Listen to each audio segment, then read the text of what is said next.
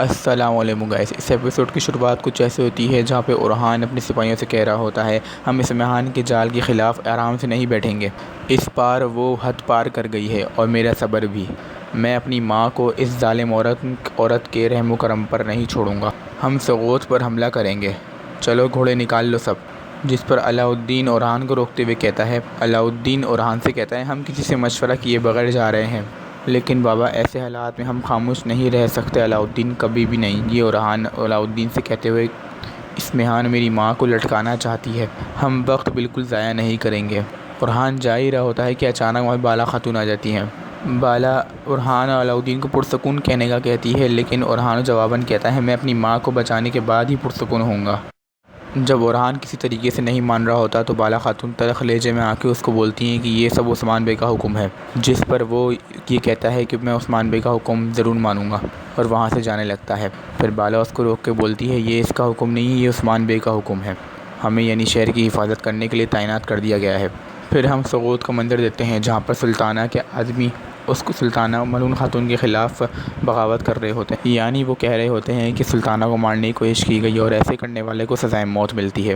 پھر ہمیں دکھایا جاتا ہے کہ عثمان صاحب سغوت میں آ جاتے ہیں اور زور سے اسمہان کا نام لیتے ہیں اور اپنا گھوڑا ہوا میں بلند کرتے ہوئے بہت سے لوگ عثمان صاحب کے قریب آنے لگتے ہیں اور ان کو غصے سے کہنے لگتے ہیں کہ آپ غلط کر رہے ہیں عثمان صاحب، جس پہ عثمان صاحب بہت زیادہ حیران ہوتے ہیں۔ پھر ہمیں دکھایا جاتا ہے کہ عثمان صاحب اسمہانہ کی حجرے کے باہر آ جاتے ہیں اور کہتے ہیں دروازہ کھولو، جس پر سلجوقی سپاہی کہنے لگتے ہیں قاتل کو سزا ملنی چاہیے۔ عثمان بے راستہ دینے کا کہہ ہی رہے ہوتے ہیں کہ اچانک سے اسمہان اور ملعون آ جاتے ہیں وہاں پر۔ پھر عثمان صاحب جیسے ملعون کو دیکھتے ہیں تو دروازے پہ کھڑے دو سلجوقی سپاہیوں کے ہاتھ سے نیزے چھینتے ہیں اور جتنے بھی سلجوقی سپاہی دروازے پہ کھڑے ہوتے ہیں ان کو ان نیزوں کے ذریعے گرا دیتے ہیں۔ اسمہانہ سلطان عثمان صاحب سے کہتی ہے، نکالو اپنی تلوار عثمان صاحب، نکالو تاکہ لوگ بھی جان سکیں تو تم بھی اپنی خاتون جیسے ہو۔ کیا آپ کو ذرا بھی شرم نہیں آتی؟ آپ آل سلجوق کی والدہ سلطانہ کی سر سے داخل ہو سکتے ہیں۔ جس کے جواب پر عثمان صاحب کہتے ہیں، جسے اللہ کا خوف نہیں ہے وہ میں نہیں، آپ ہیں والدہ سلطان، آپ میری خاتون کو زندان میں کیسے ڈال سکتی ہیں؟ جس کے جواب پر اسمہان کہتی ہے، سب نے دیکھا، سب کو پتہ ہے کہ اب تم ایک غدار ہو۔ ملعون اپنے جاسوسوں کے ساتھ بدنیتی سے یہاں آئی تھی، پہلے اس نے قاتل اسما کو بھیجا، جب وہ ناکام ہوئی خود آ گئی، پھر وہ عثمان صاحب کو ملعون سے خون آلود خنجر دکھاتی ہے۔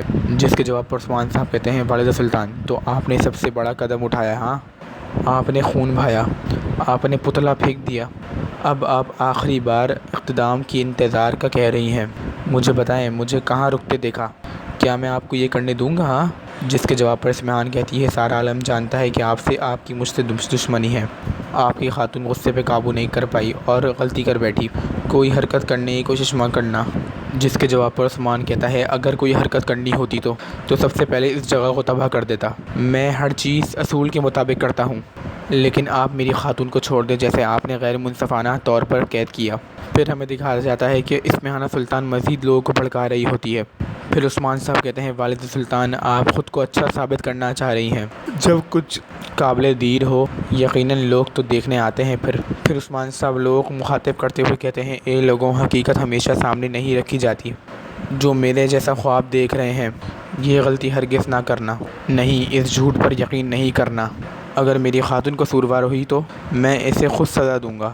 آپ انصاف کی بات کر رہی ہیں والدہ سلطان، اصل میں ناانصافی آپ کر رہی ہیں، میں جو تلوار اٹھاتا ہوں وہ انصاف کی تلوار ہے، اب مجھے بتائیں کیا مجھے کبھی ناانصافی کرتے دیکھا ہے آپ لوگوں نے؟ اسمہانہ کے قریب آتے ہوئے تھوڑا کہتے ہیں، تو آپ کہہ رہی ہیں کہ آپ یہ سب بہت احتیاط سے کھیل رہی ہیں، آپ ظالموں کے خلاف بہت زیادہ کرامت ہیں، لیکن جب آپ کا کارنامہ ظاہر ہوگا میں تم سے اس کا بدلہ ضرور لوں گا۔ پھر عثمان صاحب اسمہانہ سے کہتے ہیں، میں انصاف کی پابندگی کرتا ہوں، لیکن صرف سچے انصاف کو، آپ کا جھوٹا انصاف نہیں، آپ صرف ایک کھیل کھیل رہی ہیں، لیکن میں اسے برباد کر دوں گا۔ پھر عثمان صاحب ملعون کی طرف دیکھتے ہوئے کہتے ہیں، ملعون فکر نہ کرو۔ پھر یہ کہتے ہوئے عثمان صاحب وہاں سے چلے جاتے ہیں۔